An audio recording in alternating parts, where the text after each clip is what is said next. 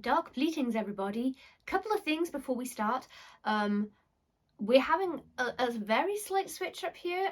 My brother, my very talented brother, has composed me some background music for my videos, but that is going to change where I edit my videos. I currently just do it on my phone and I'm not able to do it there now. So for the next few videos, you're not gonna hear a glimpse of this music, but that's coming. But that's also made me rethink maybe my background. Maybe I want to do something with my background that matches the tone of my background music.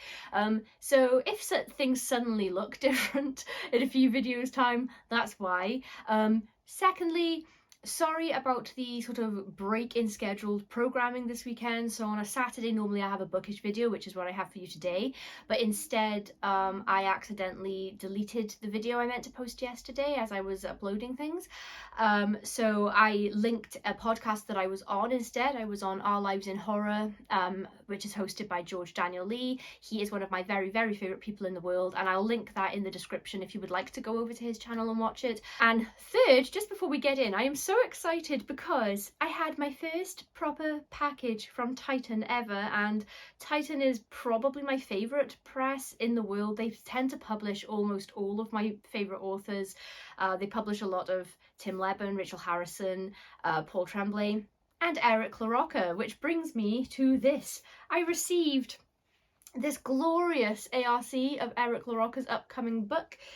We Are Always Tender with Our Dead, classic Eric LaRocca title, and it's the first in the Burnt Sparrow series, and I'm very intrigued to see what this is going to be all about. But thank you so much, Titan. I wasn't expecting this. I believe, I know it was Eric that put me on Titan's radar as an ARC reviewer, and I'm really grateful for it.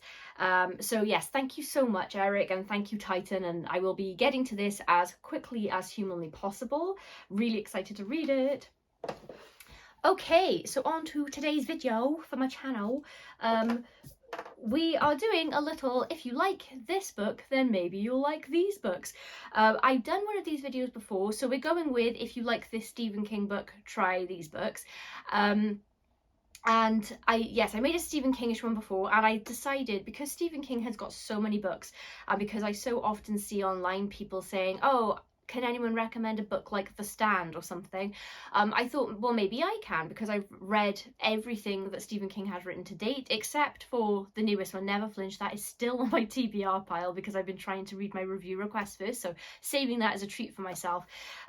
But I thought what we could do as a running series here is do this 5 books at a time in chronological printing order of the Stephen King books. So the first 5 books that we're going over today are Carrie, Salem's Lot, Rage, which he released under the name Richard Bachman, The Shining, and The Stand.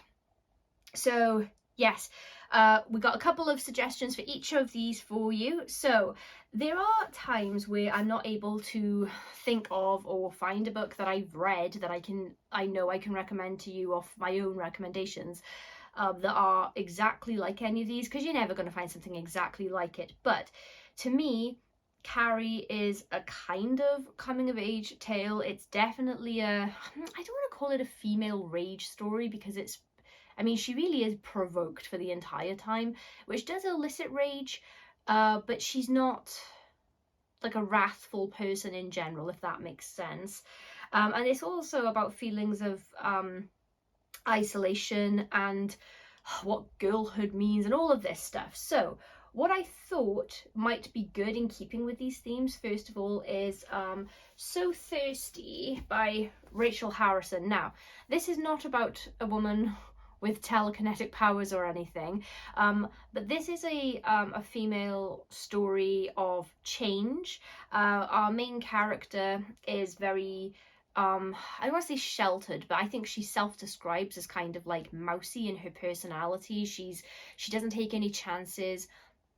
She wouldn't consider herself brave. She's been stuck in this relationship with this guy who she knows cheats on her, but she kind of just puts up with it because I guess she's afraid of being alone, and she never really wants to rock the boat. She never advocates for herself. Gives me very strong Carrie vibes. This goes in a completely different direction, and luckily for our main character here, she does have a good female friend at least, so she's not completely on her own. But yes, there is quite the metamorphosis, and the journey is not sweet like we tend to get in this kind of subgenre. This is vampires. Yes, this is a sort of painful process, and yes, so very much I think that people who really enjoy Carrie might also really enjoy So Thirsty by Rachel Harrison. The next book, which is in a similar vein but a completely different type of story, is House of Hunger by Alexis Henderson. This is about a woman who, this is set way back when, like a little bit in the past, where nobility was still quite the thing. More so than it is today. And we've got a woman who is basically a few steps off poverty. She's very poor. She works as I think a housekeeper or a maid or something. It's been a little while since I read this. And then she's given an opportunity to take on a very bizarre job role, which is looked down upon by society, but everyone knows this job exists. But it does mean her life completely changes. She has more access to things that she would never have, and her life is in a much more privileged position, despite the caveat of the thing that she has to do. And there's quite a transformative element to this story as well. So I would say, again, we're not talking telekinetic teenager here, but thematically I don't think that House of Hunger is that far off Carrie, with some of those sort of like coming into your own kind of things. Although I would say that So Thirsty is a more fitting fit if you're looking for a story about somebody who's undergoing some sort of wild transformation for their own person. And then lastly, and I think maybe most appropriately, although this is going to sound a little weird as well, is Blood Cypress by Elizabeth Broadbent. This is about a teenager who lives in sort of like, I want to say swamplands. I don't think that's quite right, but there is a nearby swamp that everyone is afraid of. And she is really powerless. Her family dynamic is absolutely effed. She's got a terrible relationship with everybody. She's very alone. Abusive household for various reasons. And her brother goes missing, and she just knows instinctively that he's in this swamp, but even the police are too scared to search the swamp. And her family are, I mean, she certainly is very looked down upon by society. She's outcast because of her sexuality, and she's a very pretty girl that doesn't style herself the way that the men around her would like her to, and that causes problems for her. So actually no, I'd say So Thirsty is probably still the most on mark, but that story is very deep, and I think that if you're talking feelings of very deeply ingrained pain and things that you need to overcome, and kind of like a, I don't know, rising like a phoenix kind of story, it is Blood Cypress, but it's dark. Number 2, for fans of Salem's Lot. Now this was the one I actually struggled with the most, because the thing that makes Salem's Lot really special to me is the atmosphere, and only once or twice ever have I been reading something else that's reminded me of Salem's Lot's atmosphere. There's something just really scary about it to me. The way that, I guess, the way he's describing the town, and the sort of like slow overtaking, well, it's not that slow actually, of, you know, the vampiric element.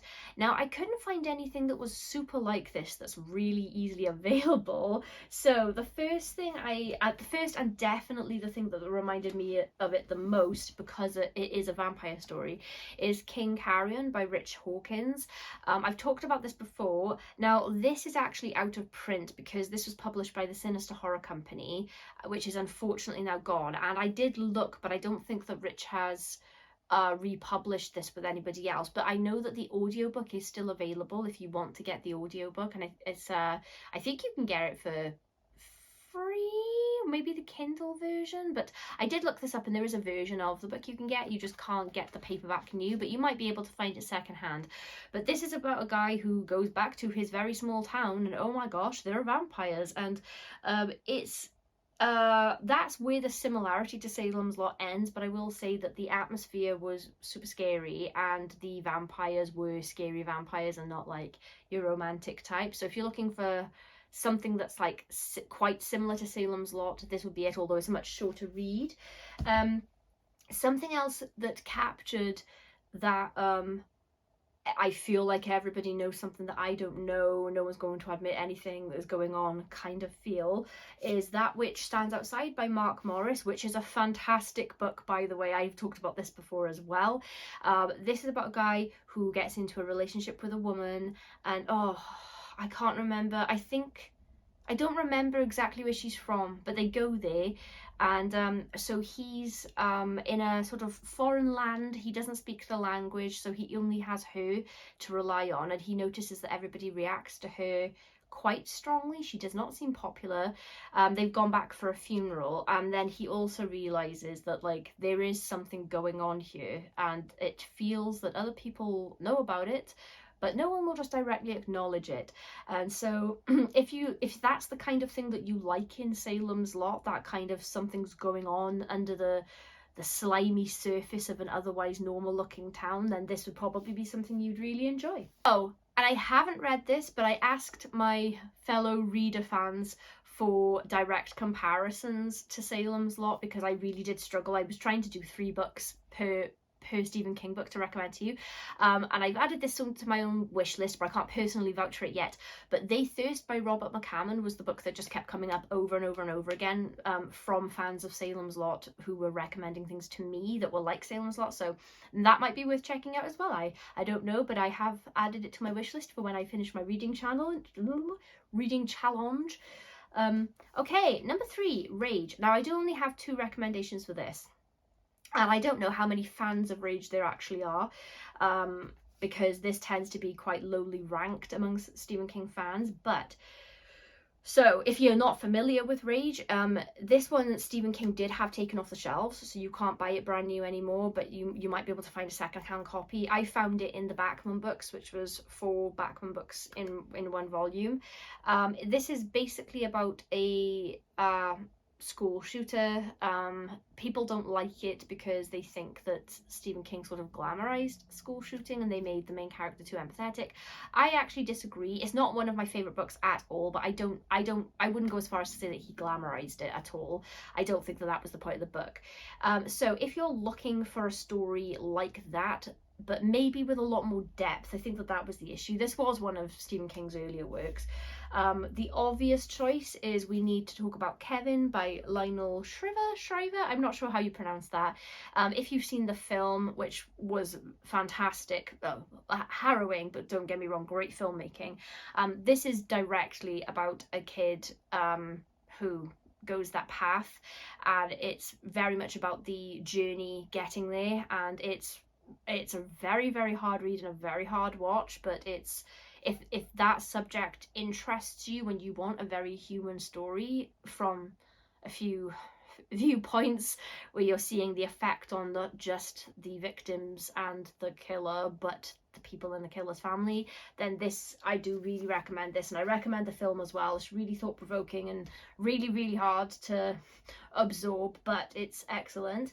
And then this is going to sound a little weird. This is not at all about that actual topic, the school element of it, but this did remind me of it a little bit in this internal, I guess, a male rage now, not just female rage, is Eric LaRocca's At Dark I Become Loathsome. Now, I will say again, this is very deep, and there are people, I've read reviews of this where people thought that this was just absolute, like, exploitative trash. They thought he was just doing shocking things for the sake of shock value. I completely disagree. I know that that's not why Eric writes the shocking stuff he writes. He's always coming at this. Like, I'm going to go ahead and put myself out on a limb here, and this is like a hill I'll die on. Eric LaRocca doesn't do things just to disturb people. There's deep stuff going on, and he does explore it in horrible ways, but again, very human. This is about a guy who feels like he doesn't really have anything to live for. He's very depressed for a very, very sad reason, and he has a very unusual job where people who feel like him, who are sort of struggling with maybe suicidal ideation and things like that, they feel like they have nothing to live for. He puts them through a sort of process, a ritual you might say, which opens their eyes to the wonders of life afterwards, and it's a helpful process, right? So I know that this is a really weird comparison to Rage, but this is a story about pain, which is what I view Rage as. Pain and you don't know which direction to funnel it in.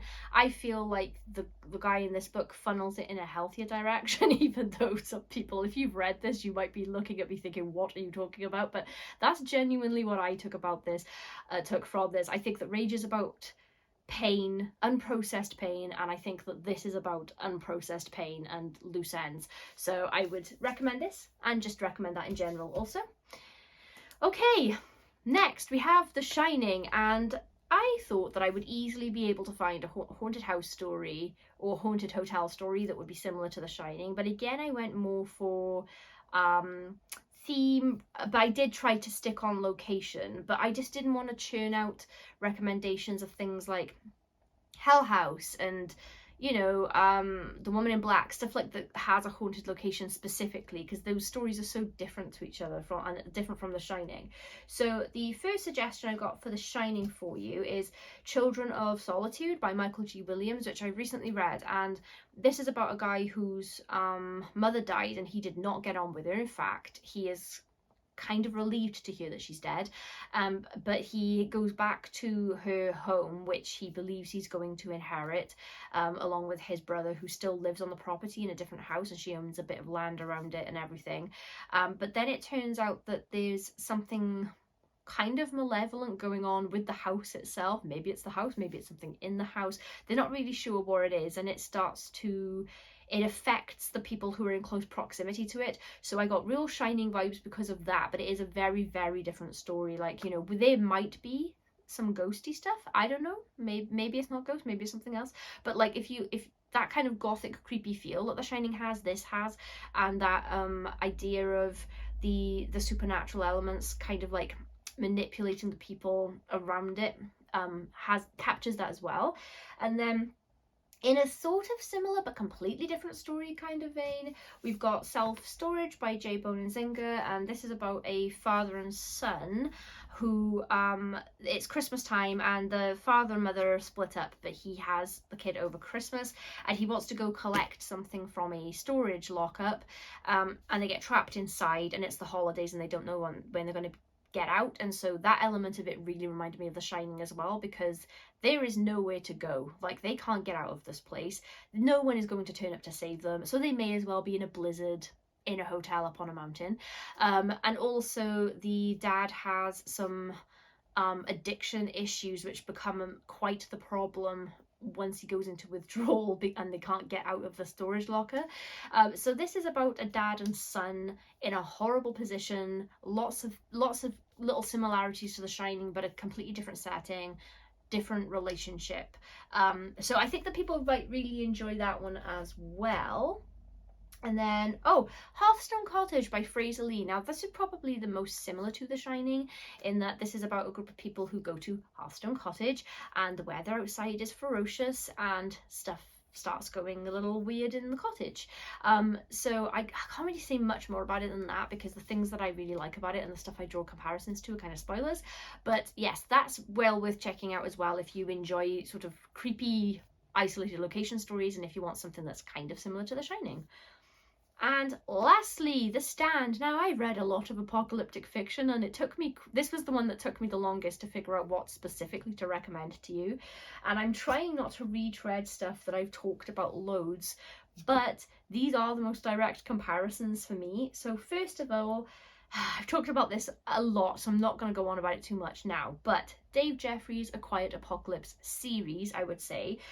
If you want a mammoth read, if that's something you like about The Shining, The Stand is the sheer enormity of it and like the immersion, you can get. So A Quiet Apocalypse is 4 different books, but Dave has kindly released them all in one called Monument here. So you can just read them one after the other, kind of as one story if you like. Really excellent stories. It's about an apocalyptic world in which a virus spread through humanity. It killed most people, rendered most of the survivors deaf, and now humanity is trying to rebuild itself in a new world, which for a lot of people is completely silent now. But there is a lot of tension between people who were already deaf before this happened, people who have been rendered deaf and they're bitter about it, and then people who still have their hearing. And it's what's left of humanity is very fractured because of prejudices between these groups. It's really, really interesting take on the apocalypse, and Dave's character work and writing is great. So yes, I would wholeheartedly recommend Monument if you would like something beastie read all 4 books. And then for a scary apocalypse scenario, now I did think that a virus that takes out like 98% of the population, the apocalypse, that takes out most of the population, I did think that that was maybe one of the scariest ways to go. But then Adam Neville released All the Fiends of Hell, which is definitely scarier than The Stand. But if you're somebody who enjoys The Stand just because of the apocalyptic aspect, then this is definitely the apocalypse book I would recommend. And this is what I would put top of my pile for just apocalyptic stories in general. If you want scary apocalypse, this is your guy. This is about a dude that wakes up. He's been really, really unwell and just like living like a hermit for 2 weeks or whatever. He's had a flu, and then he goes outside the morning. He's feeling a bit better, and he had some weird hallucinations the night before, and he just finds his entire neighborhood empty, like, and all the front doors are open, everyone is gone, but there is something around, something lurking, and it just escalates from there. I don't want to say what type of apocalypse this is. I had the fortune of not having this spoiled for me, and I never ever read the synopsis of a book before I read the book, because I view a synopsis as a spoiler sometimes.